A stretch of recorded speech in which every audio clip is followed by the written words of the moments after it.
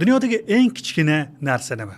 Diqqat, bu yerda oyligingiz haqida gap ketmayapti. Balki bu Brachypalus tacnis qurbaqalaridir. 1 santimetrdan ham kichikroq bo'lgan bu jonivorlar Baya hududida juda ham ko'p uchraydi. Balki 40 mikrometrli plastinka u daniyalik fiziklar tomonidan ixtiro qilingan. Uning ichida bo'lsa, bizga Yangi yil shukuhini beradigan qo'shiqni 25 soniyasi yozib qo'yilgan.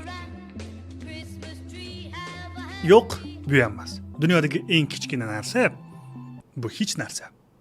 Atomlar. Kimyoviy nuqtai nazardan kelsak, atom dunyodagi eng kichik kimyoviy birlik deyish mumkin. Lekin aslida-chi, fizika nuqtai nazaridan keladigan bo'lsak, atomlar ham boshqa elementar zarrachalardan tashkil topgan. Lekin uni hech qanaqasiga ko'z bilan ilg'ab bo'lmaydi. Dunyodagi eng mergan insonlar ham buni ko'ra olmaydi. Mana shu ilmiy platforma orqali bo'lsa, siz turli obyektlar o'lchamini bilib olishingiz mumkin bo'ladi. Havolani video ostida qoldiraman. Bu elementni ko'z bilan ilg'ab bo'lmagani uchun ham men uni hech narsa deb atadim.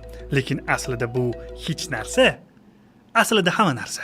Sizni sochingizni tolasidan tortib to borliqni bizdan eng yiroq bo'lgan obyektigacha atomlardan tashkil topgan. Kelinglar, endi atomlarning naqadar kichik ekanligini bitta tasavvur qilib ko'ramiz. Mana masalan, atom odam va yerni bir-biriga taqqoslasak, odam kattaligi bo'yicha yerga yaqinroq bo'ladi. Ya'ni atom va odam o'rtasidagi farq odam va yer o'rtasidagi farqdan birozgina boshqacharoq. Ayniqsa darsliklarimizda ko'rsatilgan atomlar xuddi shunaqa kattalikda bo'lgan deydi, ya'ni o'sha kitoblarda ko'rsatilgandek bo'lgan deydi.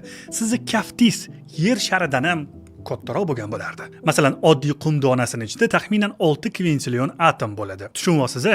6 va undan keyin 15 ta 0.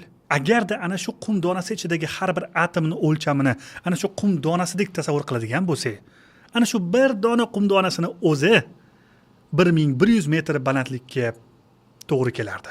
Ya'ni shunchalik katta bo'lib ketardi. Bu taxminan Burj Xalifani ustiga qo'shimcha Toshkent teleminorasini qo'ygan bilan barobar. Aytgancha bizda sal boshqacharoq variantlar ham bor. Masalan, ana shu qum zarrasidek keladigan atomlarni 6 kvintillion atomni shunchaki Toshkent shahriga sochib yuboradigan bo'lsak, butun shaharni 2 metr qalinlikdagi qum qatlami qoplab olardi.